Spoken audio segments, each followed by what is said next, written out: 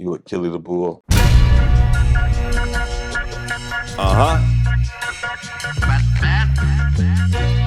We have come forth to bring a new era to the Bull City. Get down or get put down.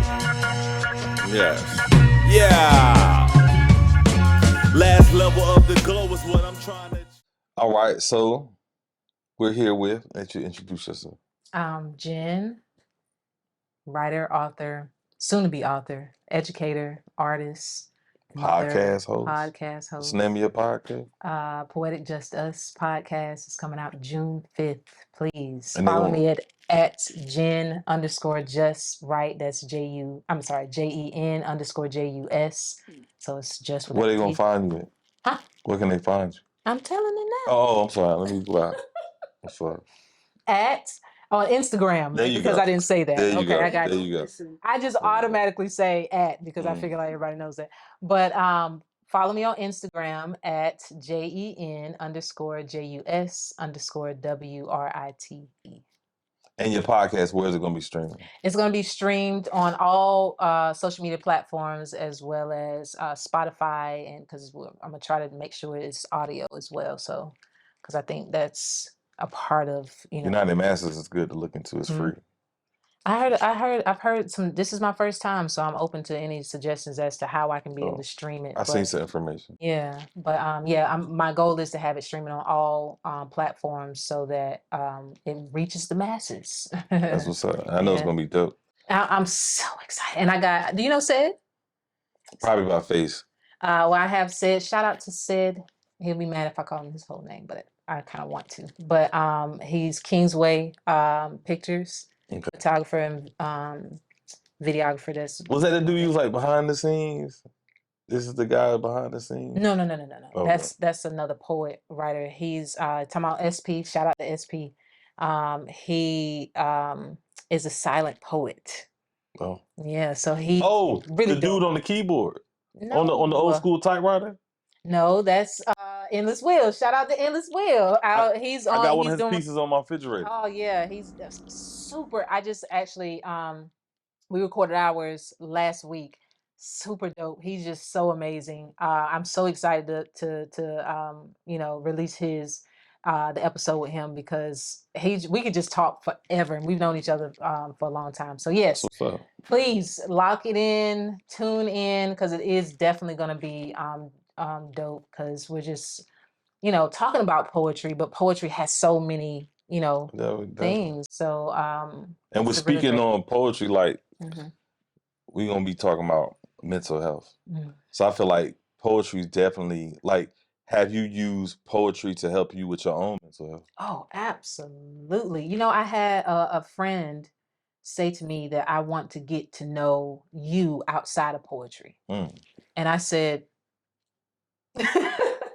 well, to be honest, I am poetry, and because at the end of the day, all my poems about my life experiences, about who I am, about me going through this periods of change. It'll be incorporated throughout my book as well, talking about the evolution of life and how I changed. And I look at my life as the different places that I've lived. And locally, but just moving around all the time because your relationship change and all this kind of stuff. And so but each one of those times I was in very unique and different phases of my life, and my mentality was different, my mothering was different.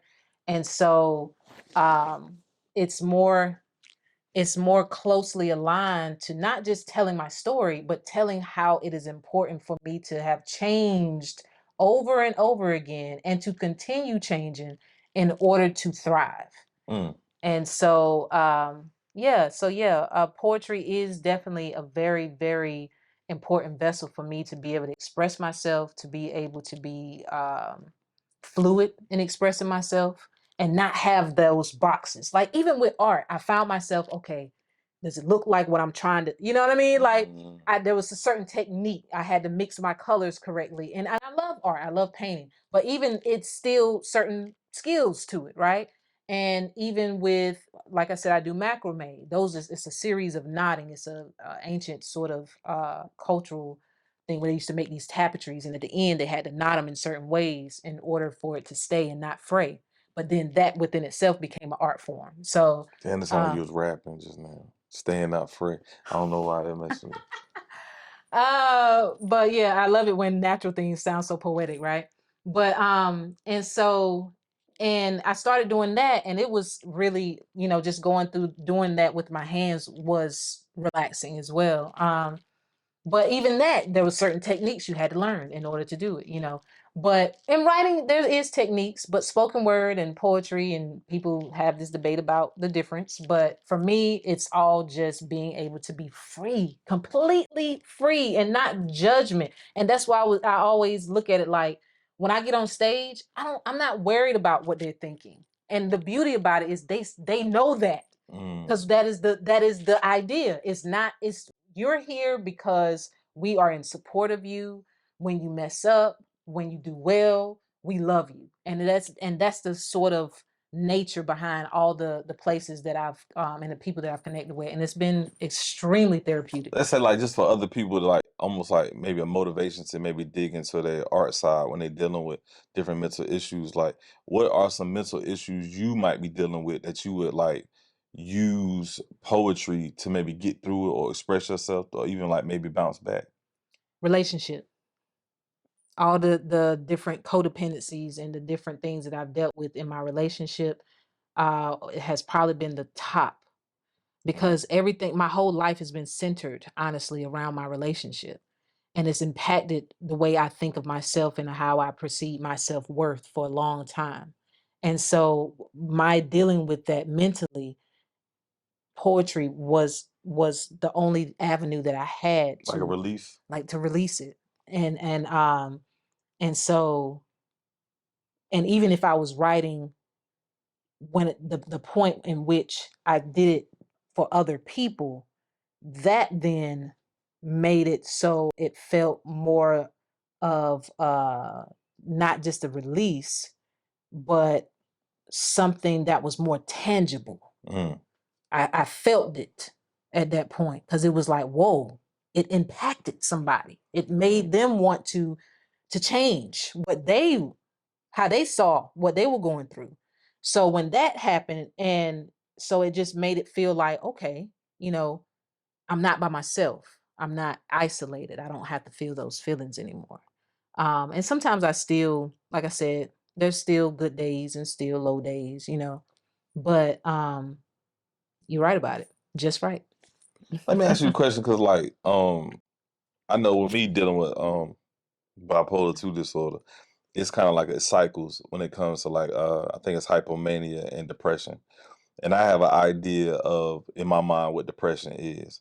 What would you describe depression? How could you put it Ooh, into words? that's a good question. And Wow. do you deal with depression? I do. I Okay. do. I think recently I've dealt with more anxiety than feeling down, and that's Mm. because of my newfound, you know, life. But for a very long time, I think, wow, I got to think about that one. Because I'm thinking about how I defined it as though how it affected me, because it Yeah. affects people differently. Yeah. And I'm starting Uh, to realize that it's not this everybody's lot of well, let me not generalize, but I've heard it spoken upon in so many different ways. People always saying you're just sad mm, and you just like a feeling of sadness. When I deal with depression, I'm numb. Either mm, I'm numb or I'm actually irritated. mm. I'm bothered because I don't want to be bothered. I don't want nobody in my area. I think depression for me is feeling like I don't have um the answers. Mm. Where I actually feel lost. I feel kind of in a fog, mist of things. And then that then makes me feel like I start to avoid. I start to avoid You things. close out. I close in. Yeah. Would that also cause anxiety? Oh That sounds yes, like anxiety. it's all Yeah. together. There's no. That's why I said it's when we most people a lot of the times depression and anxieties go together, because it causes the anxiety, and the anxiety causes the depression. Oh wow. You know, and so they're kind of hand in hand with with how we I guess encounter them or deal with them. And but yeah, for me, I would say that I start to close off. I don't reach out as much. I don't call. I start to feel like other people talking to me is a burden. Like, why are you talking to See, me? that's the same thing. It's like an Like, irritation. It's like well, a bother. I don't feel irritated by it. It's more or less that I feel like they don't get it. So they don't they're what's my word? They are looking for something from me that I don't have to give. Hold up, let me So ask you. I feel I want to say worthless because I don't Oh have wow. anything to give them. I don't Oh have, wow. so it's like stop talking to me because I don't have anything It's for like they them. make you feel worse. Because Yes. in that moment you're empty at that Thank moment. you. There you go. You That's ever what it talk to is. somebody about your depression, like, and this is something that happens to me. I can talk to somebody about my like the mental illness I deal with, and they will talk to you in their mind of what they view it to be without trying to understand what you actually go Oh, through. absolutely. My mom is shout out mom. I love you, mom. But my mom is notorious for that. Like, I will tell her about situation that I'm going through, or and then it all of a sudden becomes a story about her, or it becomes a story about how I shouldn't have to worry about dealing with that because when I was your age and da da. And it's like, but wait, that didn't help me. That didn't help me process what I'm going through. You know what I mean? Like, or It's not about you. it's not. Yeah, it's not about you. So how do So, you get through it though? That's the question. Like if you're oh, at that point, because that's what I'm thinking now. Like mhm. you're at that point that you at you're feeling depressed and stuff. What helps you get over that hump?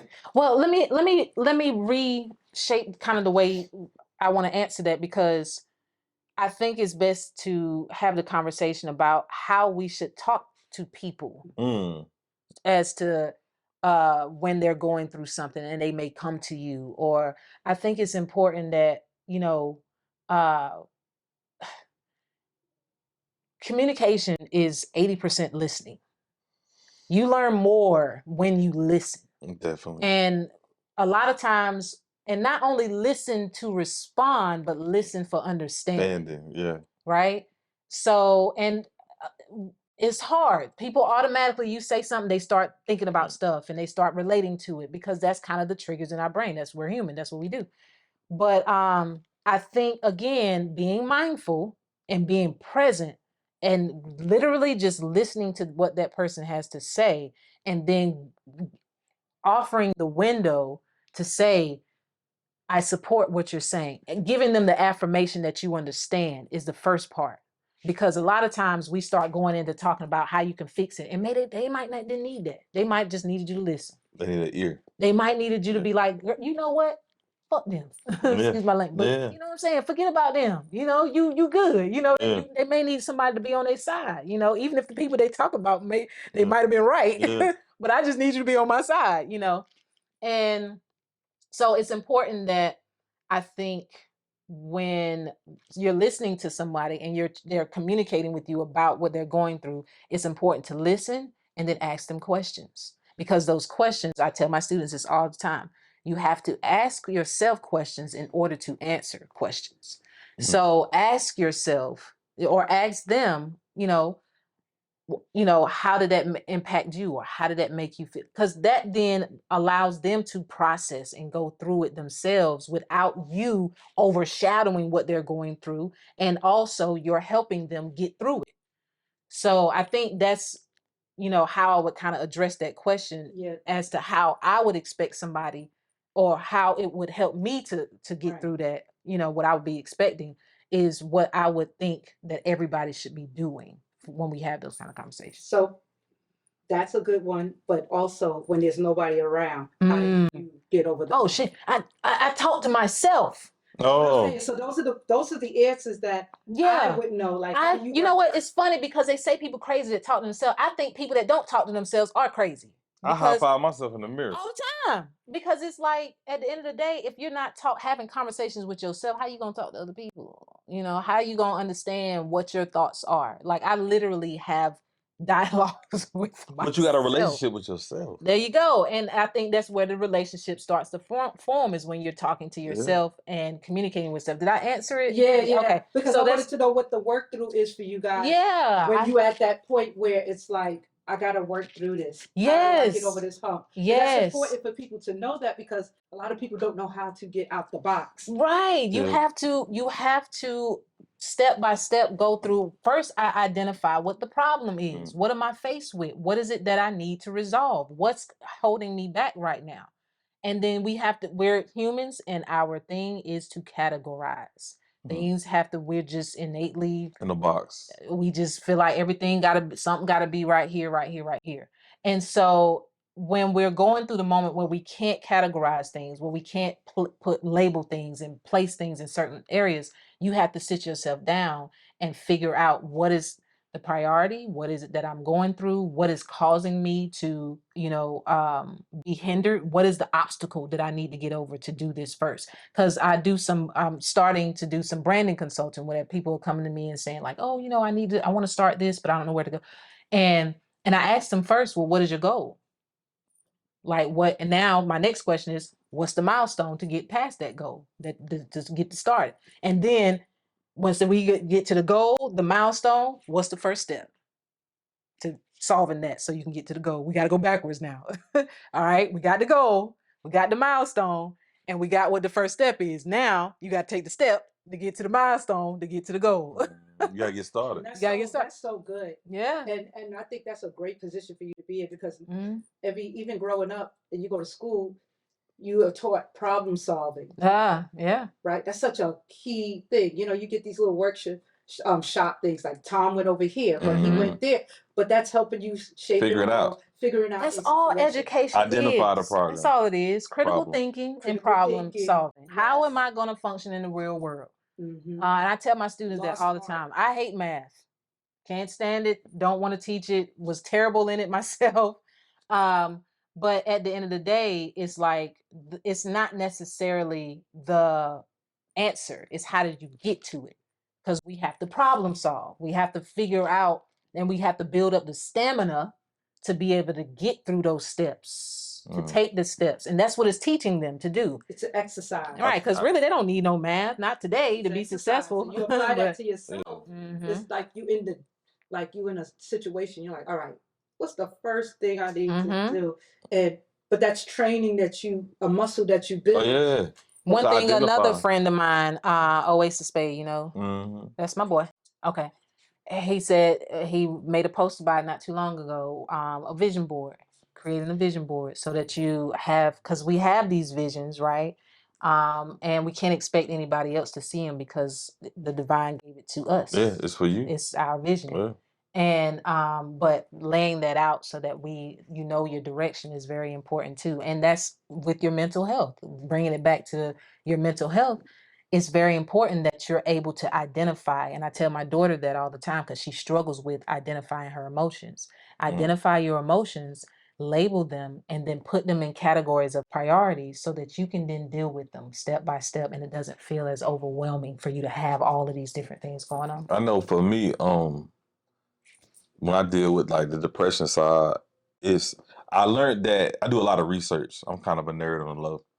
So like I learned that when endorphins are released, it mimics happiness. So one thing I do when I start feeling like I don't want to do anything, I put my running shoes on. I go running at least 3 miles. And by the end of that 3 miles, I feel like I'm alive again. You know what I'm saying? It's like I had to learn. And another thing too that helped me a lot too was realizing, and maybe it's just for me how I look at it, but some people might take it negatively. Don't nobody give a fuck. Like, don't nobody give a fuck, and it ain't nobody's responsibility to save me. So I always figure out ways to save myself. I didn't mean that to say no. I'm just telling you. No. 1 minute.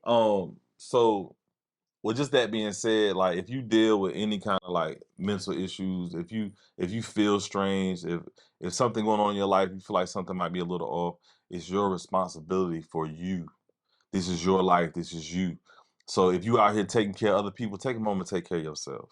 Absolutely. Find outlets. Like she uses poetry, she writes. Like me, I might go running, or I might do boxing.